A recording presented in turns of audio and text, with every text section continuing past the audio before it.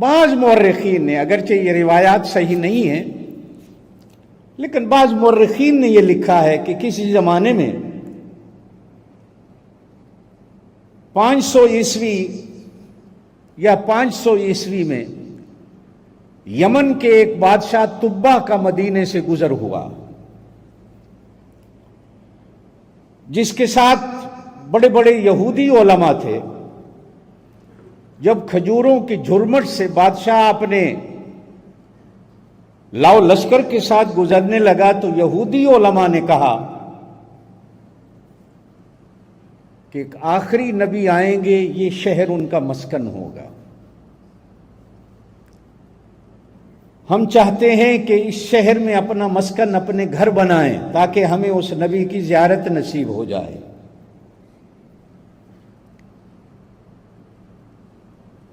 تو بادشاہ نے ان سب کے لیے مدینے میں گھر بنوائے، رہو، اور ایک گھر بنوا کر چھوڑ دیا کہ یہ گھر میں نے آنے والے نبی کے لیے بنایا۔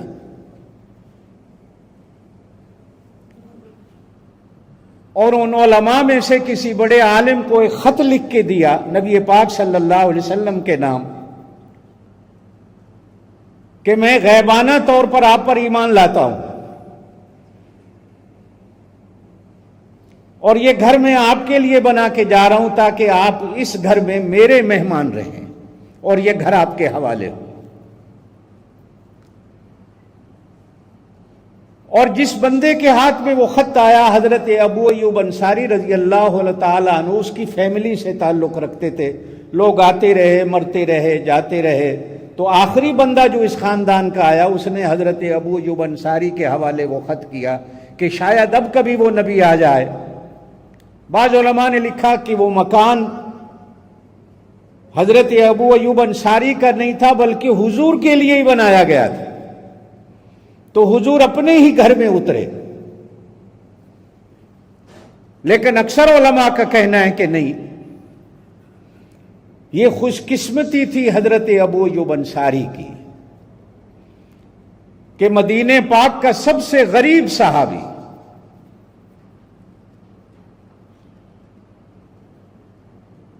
اوپر نیچے 2 کمروں کا گھر تھا،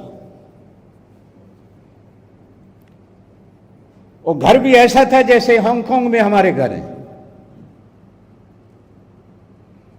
صرف ایک چارپائی کی جگہ ہے۔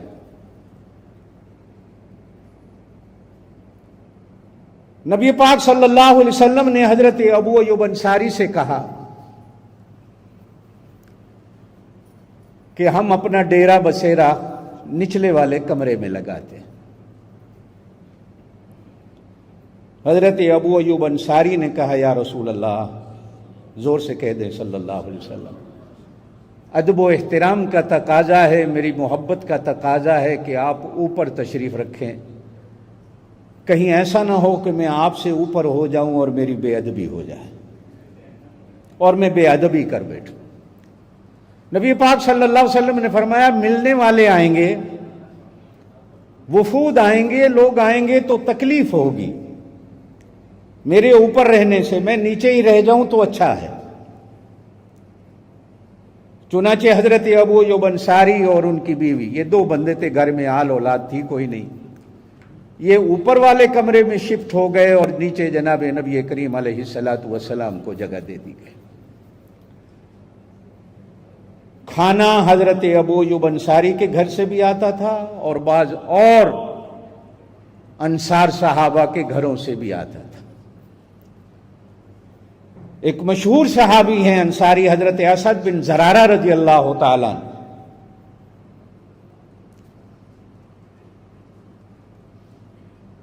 سب سے پہلا کھانا نبی پاک صلی اللہ علیہ وسلم کے لیے وہ اپنے گھر سے بنوا کے لائے،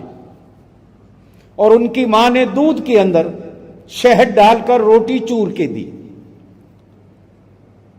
اور وہ نبی پاک صلی اللہ علیہ وسلم کے لیے پہلا کھانا اپنے گھر سے تشریف لائے۔ کتنے خوش قسمت لوگ تھے، نبی پاک صلی اللہ علیہ وسلم کی میزبانی کر رہے تھے۔ تو حضور نے پوچھا تو حضرت اسد بن زرارہ رضی اللہ تعالی نے بتایا یا رسول اللہ، میری اماں نے آپ کے لیے بہت پیار سے بنایا، تو نبی پاک صلی اللہ علیہ وسلم نے اسے قبول بھی فرمایا اور جتنے ساتھ بندے بیٹھے تھے ان کو بھی کھلایا اور حضرت ابو ایوب انصاری کے گھر والوں کو بھی کھلایا۔